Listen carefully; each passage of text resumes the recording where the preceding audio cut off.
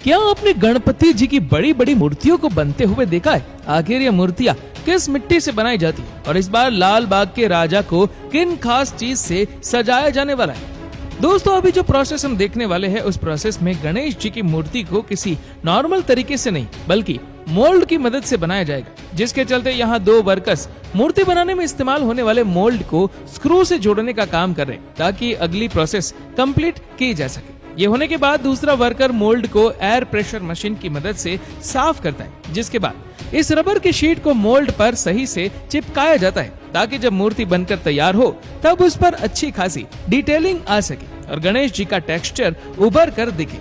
Rubber को mould में सही से चिपकाने के बाद कारखाने के दूसरी और नारियल का भूसा या फिर कहो छिल को पीओपी यानी प्लास्टर ऑफ पेरिस में मिक्स कर दे, जिसके बाद इस मिक्सचर को मोल्ड के अंदर लगाया जाता है ताकि मूर्ति मजबूत बने। जब मूर्ति के अंदर पीओपी पूरी तरह से लगाया जाता है तब उसकी पिछली और प्लाई को लगाते और उस पर भी नारियल का भूसा पीओपी में मिक्स करके चिपकाया जाता है। इस काम को करने के लिए इन वर्कर्स को कई घंटे लगते, जिसके बाद अब मूर्ति को सूखने के लिए रखते।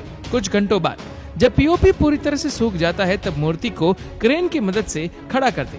देखिए, मोल्ड को मूर्ति से अलग करते। ये करने के लिए वर्कर्स मोल्ड के नट बोल्ट को निकालने का काम कर रहे और जब ये काम पूरा हुआ तो मूर्ति को काफी बढ़िया शेप आ चुका है। ये होने के बाद शुरुआत में जो रबर की सीड मूर्ति पर चिपकाई जाती थी उसे भी निकाल दिया जाता है और फाइनल रिजल्ट अभी आपके सामने है। हालांकि इस मूर्ति पर हाथ और सूंड बनाना अभी बाकी है, जिसे बाद में वर्कर्स द्वारा मैन्युअली बनाया जाता है और इस तरीके से हमारी गणेश जी की मूर्ति बनाई जाती है। अब हम आपको इको फ्रेंडली यानी कि क्ले से बनाई हुई मूर्ति दिखाने वाले हैं, तो चलिए देखते हैं क्ले की मदद से मूर्ति को कैसे बनाया जाता है।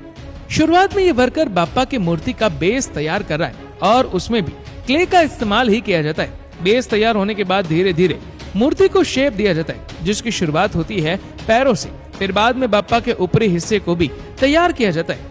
आप सोच रहे होंगे कि ये काम करने के लिए किसी मशीन का इस्तेमाल किया जाएगा, लेकिन ऐसा नहीं है। ये एक अकेला वर्कर ही पूरी मूर्ति को बनाने का काम करता है, जिसके चलते मूर्ति को टेक्सचर देने का काम भी हाथ से ही किया जाता है। ये होने के बाद मूर्ति के हाथ बनाए जाते हैं और उसके लिए ये वर्कर हाथ मूर्ति को चिपका कर उसे रस्सी से बांध देता है ताकि जब क्ले सूख जाए तो हाथ मजबूती से उसी जगह पर टिका रहे और चिपका रहे।